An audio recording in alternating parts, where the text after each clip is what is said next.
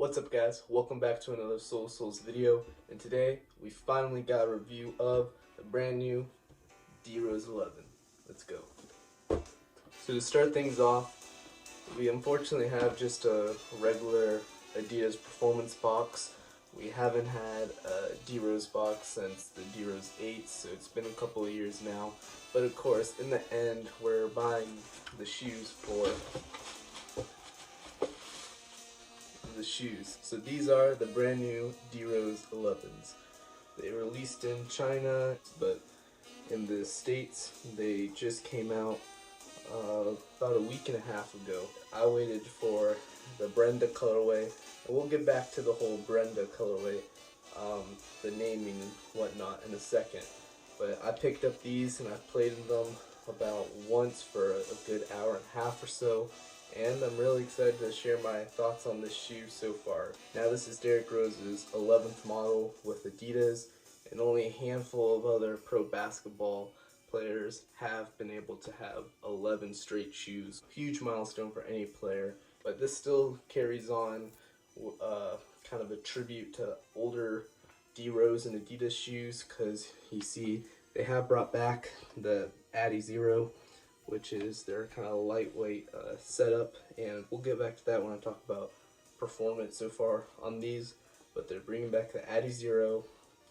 Of course, they have the D Rose 4 toe box, or at least something that's reminiscent of the D Rose 4. And then what everyone's been excited for since we got first looks of the D Rose 11 is the D Rose 7 traction pattern that's being reused and slightly updated for the D Rose 11. Now I will say that so far in my one day of playing in these have definitely not disappointed.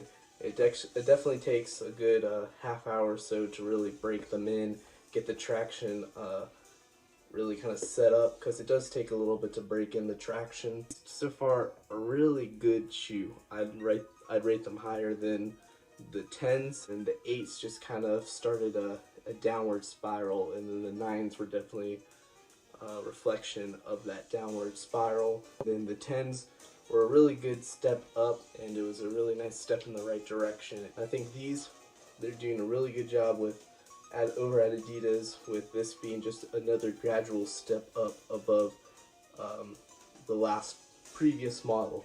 They have the new light strike cushion on them, so that's really nice. So far, my one day of playing with them, it's been nice and responsive and cushiony. I think it's kind of similar to Boost and Bounce, whereas you need to kind of give it a little bit of play time before you really start feeling the cushion. It takes a little bit to absorb a lot of the power you're putting into the shoe. Up next is, of course, the upper. That's, I think, part of the Adidas D Rose element to it, is that it's a really nice lightweight kind of skin around the shoe. These do have inner heel cap, I believe that's what you call it, and then kind of has an outer one with this interesting strong kind of plasticky knit, and you see that on the heel and on the toe. And speaking of the toe box, it's plasticky, it's not super soft or anything, but it is really nice. It has a nice feel, and it gives you that kind of nice comfort without it being something that you feel like you're gonna break out of. The toe boxes, I've really enjoyed it so far. I'd say the one complaint I do have overall with this shoe, or one of them, is that when you're walking, you can see as it bends, the kind of, I guess it's sprint web, something similar to that. But as it bends, you can see it kind of pinches on the side, and it does it on the inner side of the shoe too. But it's not too bad when you're playing. You don't really notice it. It's just when you're walking, it does kind of pinch the sides. And around the stripes, you can see, I didn't feel it too much, but it is somewhat decent air ventilation in it.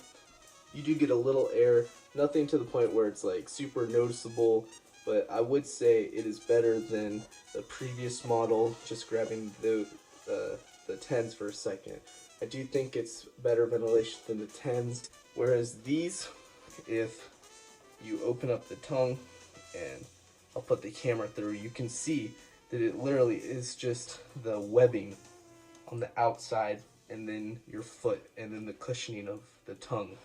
So you really can't, you do get a chance to feel the air that gets through the sprint web, and so it does lead to a little more ventilation. Not anything too special, but it is a nice little touch. Then we get to my second kind of, not complaint, but worry about the shoe in the long run, is the laces.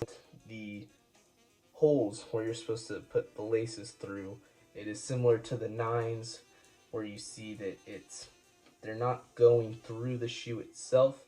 They have some, I guess it looks to be kind of rope material that is stitched to the shoe. You just run the laces through that, and you know, it looks like it's stitched down pretty well, but just something about it, I just do not enjoy it as much as say the 10s, where you just have the traditional holes in the shoe, and they have nice metal backing to them. If you see right here, you have the holes, but then you flip it and there's metal behind it, so make sure that they're not gonna rip. Hopefully they are able to take some wear and tear, and that they're able to last a good time.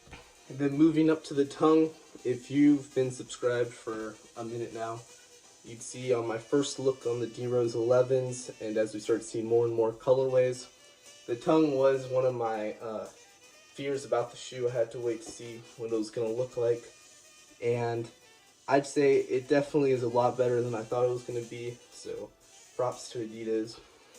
But you can see right here that it goes really high up on the shoe and on your leg, and so my main concern was that this was going to be a kind of a stiff material, and it was going to rub up against your leg and cut it or irritate it, or just going to make it really uncomfortable to play in with it being so high up. I do believe they do a better job, because the whole tongue, as you see right here, is super soft.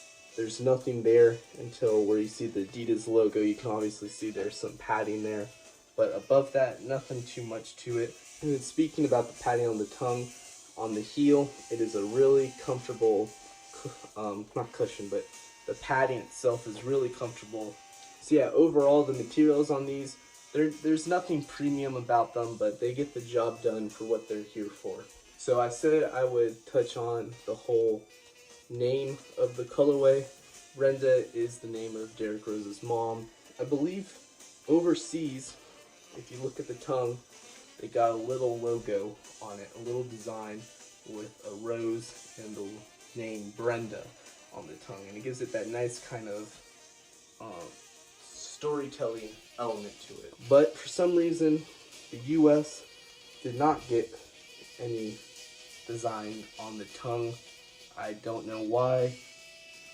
As far as design and overall aesthetics, I have heard the biggest complaint for these is, I think, the logo being on the heel instead of being on the tongue, which I agree. At first I really just thought I've always liked the logo being on the tongue.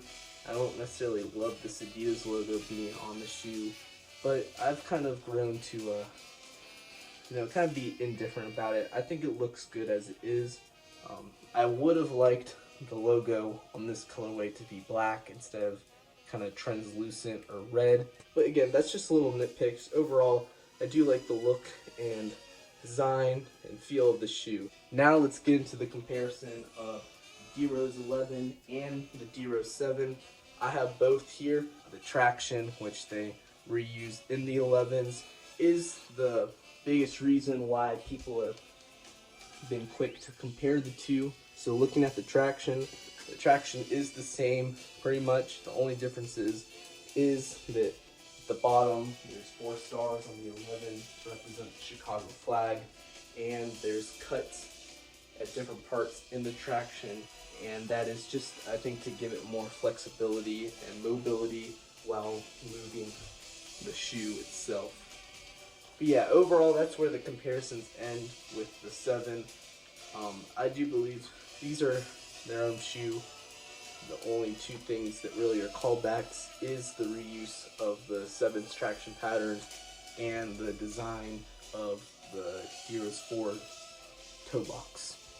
So now let's take a quick look at the D Rose 10. Just looking at the past model, I do believe that this is a good improvement from the 10, and I think even people who didn't enjoy the 10s, I think they'll enjoy the 11s better because they have taken issues like the traction was decent on the 10s, but still dust and dirt got caked up in them quick, and how tight the traction was together is improved on the D Rose 11.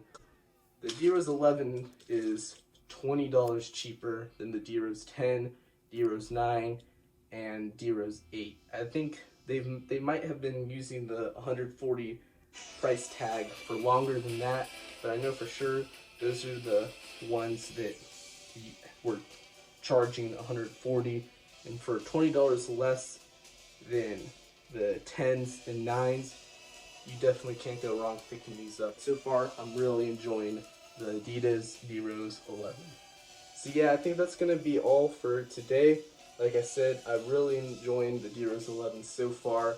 I'd give them a solid 8.5 out of 10. I'll keep you guys updated on a possible performance review. And yeah, like I said, all colorways are available. I believe the Brenda colorway is about sold out, but there still might be a couple of sizes left.